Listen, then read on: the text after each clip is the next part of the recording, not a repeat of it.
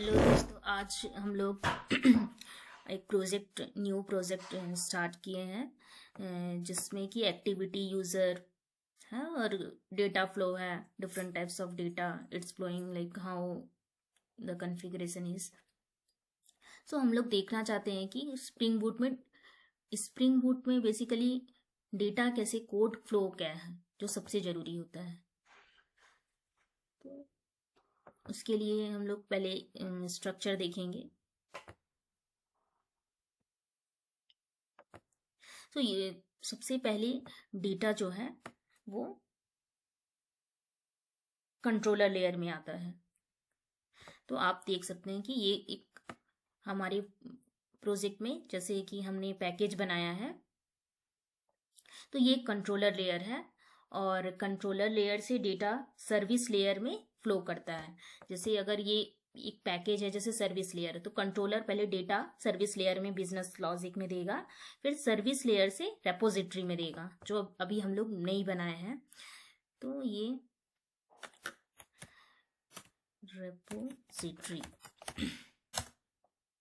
Repository में आएगा और रेपोजिटरी से डेटाबेस में जाएगा, जो हम लोग एप्लीकेशन डॉट प्रॉपर्टीज फाइल में, अगर इस प्रोजेक्ट में बेसिकली हम लोगों ने माई सीक्वल यूज किया है, सीक्वल वर्कबेंच, तो उसका कॉन्फ़िगरेशंस वगैरह दिया हुआ है और ये डेटाबेस का फ्लो है। तो आप देख सकते हैं कि जैसे ये मेरा सीक्वल वर्कबेंच है, इसके फिटनेस में ये टेबल आपका एक्टिविटी टेबल है, रिकमेंडेशन यूजर, तो फ्लो कुछ इस प्रकार है।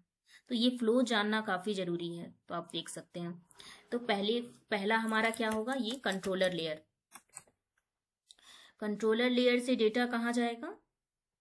सेकेंड आता है सर्विस लेयर। सर्विस लेयर में क्या होता है, सर्विस लेयर में सारे बिजनेस लॉजिक होते हैं। सर्विस लेयर में सारे बिजनेस लॉजिक लिखे होंगे, जहां पर हम अपने कोड का बिजनेस लॉजिक लिखकर उसका अप्लाई करते हैं। थर्ड में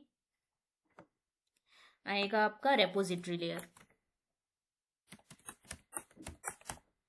रेपोजिटरी लेयर का काम क्या है, साइड में लिख देती हूं।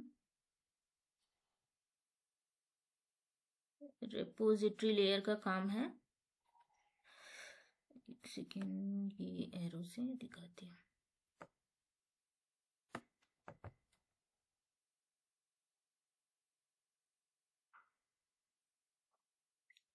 कंट्रोलर से सर्विस लेयर से एक्चुअली ये फ्लो बस अपवर्ड डायरेक्शन में नहीं है, ये अपवर्ड के साथ साथ डाउनवर्ड डायरेक्शंस में भी है, बोथ डायरेक्शंस में ये यही फ्लो है, सेम फ्लो।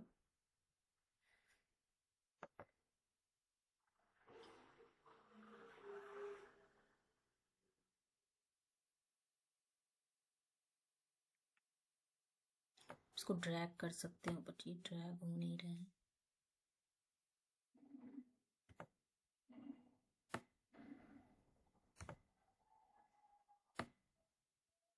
कट कर देते हैं इसको।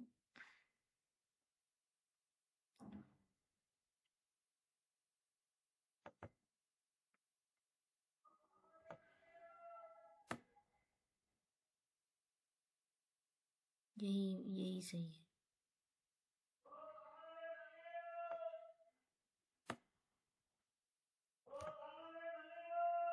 ये सही है, ये यहाँ और ये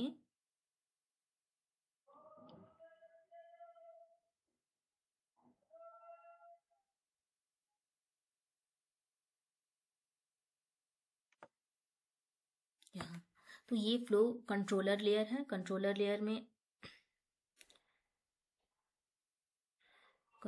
लेयर में क्या डेटा होगा, जो आपका, जैसे सपोज हम लोगों ने अपने प्रोजेक्ट में यूजर रजिस्ट्रेशन बनाया है, तो यूजर्स का रजिस्ट्रेशन का कुछ समथिंग इन पॉइंट्स होगा, रजिस्ट्रेशन का एपीआई होगा, उसका इन पॉइंट्स होगा, तो वो देखेंगे। फिर सर्विस में क्या होगा, सर्विस लेयर में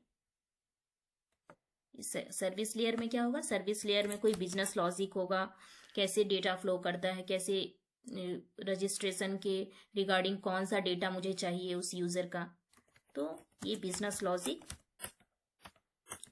लॉजिक सर्विस लेयर में होता है। और रेपोजिटरी लेयर में बेसिकली हम इंटरफेस के थ्रू बनाते हैं, जैसे इंटरफेस होता है, और ये क्या करता है, इंटरैक्ट विद द डेटाबेस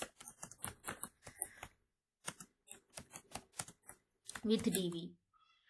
और लास्टली ये क्या होता है, इंटरैक्ट करने के बाद ये डेटाबेस में डेटा स्टोर करता है, डेटाबेस में data is stored. So basically flow ऐसा होता है। तो हम लोग अपने प्रोजेक्ट में सेम थिंग अप्लाई करेंगे। और ये डेटा, बेसिकली ये जो डेटा है,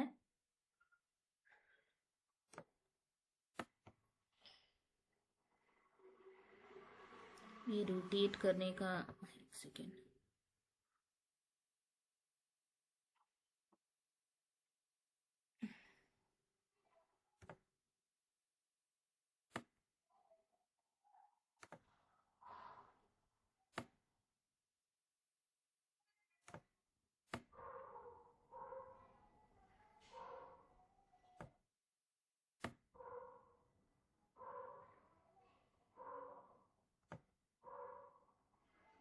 इसको कट कर देती हूँ। एक्चुअली ये जो डेटा है, ये डेटा बेसिकली इसका फ्लो का डायरेक्शन जो है, ये क्यों रोटेट हो रहा है, अच्छा ये एक्चुअली रोटेट भी होता है सर।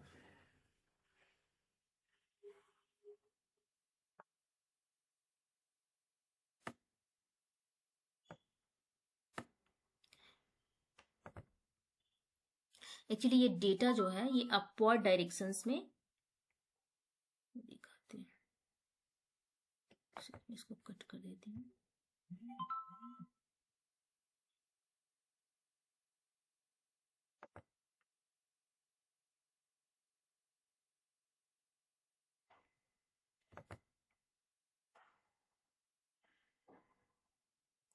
ये डेटा upward directions की, और controller, then service, then repository, and then database is going to store. And similarly, when we are fetching the some data, so first it will go to the repository layer, then इसके बाद service layer में जाएगी, तब ये controller layer में जाएगी। तो flow यही है। और सेम थिंग हम लोग अभी इस प्रोजेक्ट में अप्लाई करने वाले हैं, जो हमारा फिटनेस के रिगार्डिंग एक सिंपल सा प्रोजेक्ट होगा। तो यही है।